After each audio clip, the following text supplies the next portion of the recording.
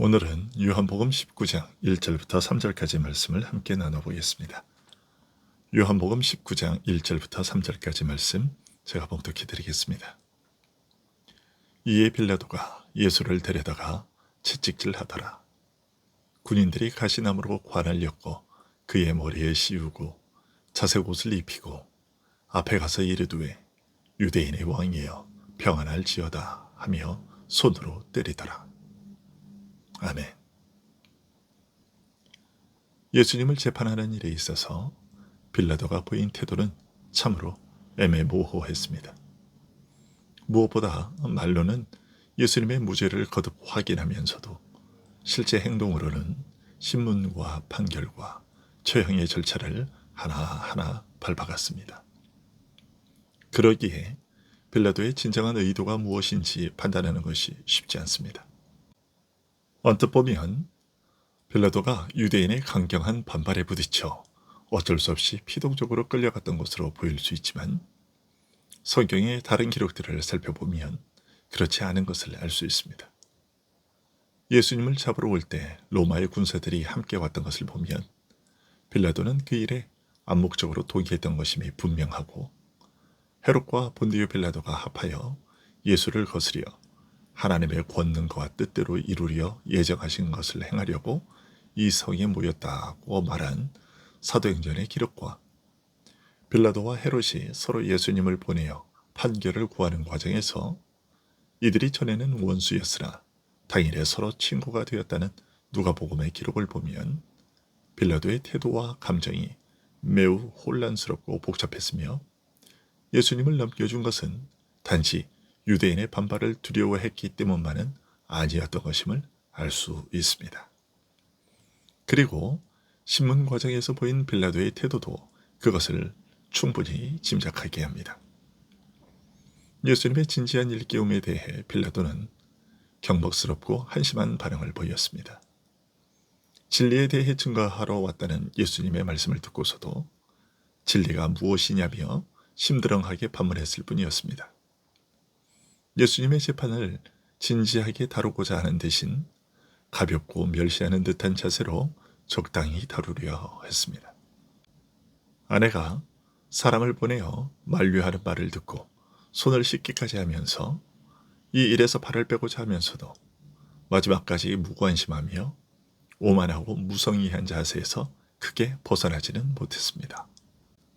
내가 너를 놓을 권세도 있고 십자가에 못 박을 권세도 있다고 말한 데서 빌라도의 이런 오만과 멸시가 여실히 드러나는 것을 볼 수 있습니다. 빌라도의 이런 태도는 오직 진실과 공의를 추구해야 할 재판관의 올바른 자세와는 거리가 멀었습니다. 죄를 찾지 못했다고 스스로 밝히면서도 명절 관행을 빌려 예수님을 방면하려 한 것이나 그러면서도 바라바와 예수님 중에 하나를 선택하게 한 의도 역시 애매해서 그 진실을 파악하기가 어렵기는 마찬가지입니다. 그러나 일단 유대인들이 예수님을 버리고 바라바를 선택하자 빌라도는 주저없이 예수님을 끌고 가서 채찍질했습니다. 유대인들의 요구에 따라 예수님을 십자가형으로 처형하기로 이미 결정 내렸고 이런 결정에 이어 사형수로서 받아야 할 형벌의 한 부분으로 고통과 수모를 당하게 한 것입니다.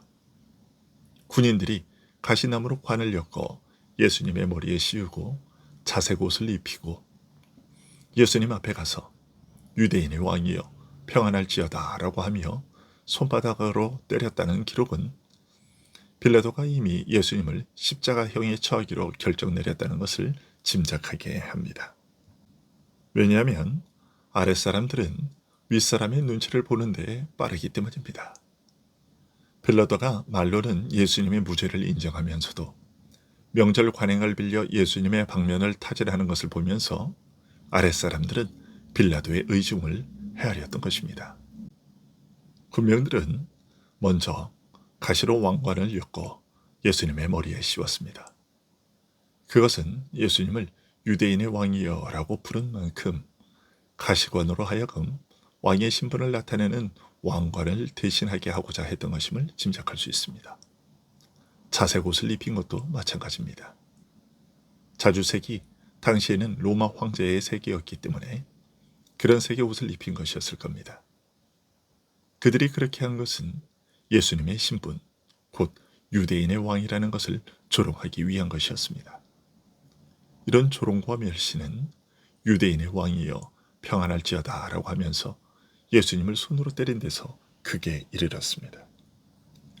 예수님에게 일어난 모든 일이 사람의 생각을 초월하는 일이지만 이처럼 마지막 십자가 처형 과정에서 겪으신 고통과 수모는 도저히 상상조차 할 수 없는 것이었습니다. 저들이 비록 모르고 한 짓이기는 하지만 사람으로 나신 하나님을 욕보인 것이기 때문입니다. 사람이 어떻게 하나님을 감히 짓밟고 욕보일 수가 있겠습니까? 하나님이신 예수님을 부인하고 이렇게 욕보인 다음 나는 모르고 한 일이라고 하면 그만이겠습니까? 하지만 도저히 있을 수 없는 이런 일이 사실은 모두 하나님의 뜻을 따라서 일어난 일이고 또 하나님의 뜻을 이루기 위해 반드시 일어나야 할 일이기도 했습니다. 이런 사실을 잘 안다고 하는 우리에게 스스로 물어보기 바랍니다. 이런 사실을 잘 안다고 하는 우리에게 스스로 물어봅시다. 하나님께서 아들을 보내어 감히 상상조차 하기 두려운 이런 고통과 수치를 당하게 하신 이유가 무엇입니까? 예수님이 무력하고 무능해서 이런 억울한 일을 당하고서도 참을 수밖에 없으셨던 것입니까? 12영의 천사를 보내어 순식간에 저들을 멸하실 수 있음에도 불구하고 묵묵히 이런 수모를 받아들이신 이유가 무엇입니까? 하나님이신 그분이 뭐가 아쉬워서 이런 일을 겪으셔야 했습니까? 이런 물음에 대한 우리의 대답은 바로 우리의 믿음입니다. 이런 일을 아무 말 없이 당하신 주님을 향해 마음으로부터 고백하는 우리의 말, 곧 주께서 죄 많은 나를 위해 죽으셨으니 사나 죽으나 나는 주의 것입니다 라는 고백이 바로 우리의 믿음입니다. 믿음이라는 것은 바로 이런 것입니다. 예수님께서는 유대인에게서나 이방인에게서나 하나님의 아들이라는 거룩한 신분과 영광을 철저히 부인당하셨고 외면당하셨고 짓밟히셨습니다. 옳고 그름, 진실과 거짓을 가리고 판단하는 법정에서도 교회 법정인 공회에서나 세속 법정에서도 예수님의 진실은 밝혀지지 않았고 그의 의로우심은 인정되지 않았습니다. 유대인 지도층은 하나님의 아들을 죽이고서 저희가 이스라엘을 차지하고자 했으며 로마 총독은 이방의 빛으로 오신 유대인의 왕을 멸시하여 대수롭지 않은 인물로 그저 아무렇게나 취급해도 되는 인물로 여겼습니다.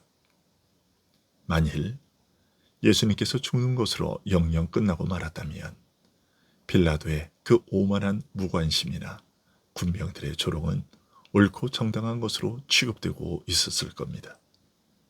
그러나 예수님께서 죽음에서 다시 살아나심으로써 저들이 비웃고 조롱하며 부인했던 예수님의 신분과 영광은 거짓이 아니라 사실이었음이 증명되었습니다. 죽음으로써 죄와 죽음을 이기시고 용서와 생명의 길을 여셨고 하늘에 오르셔서 하나님 우편에서 통치하시는 만유의 왕으로 세움받으셨기 때문입니다. 주일은 바로 이런 일들을 마음에 깊이 새기며 기념하는 날인 것입니다. 기도하겠습니다.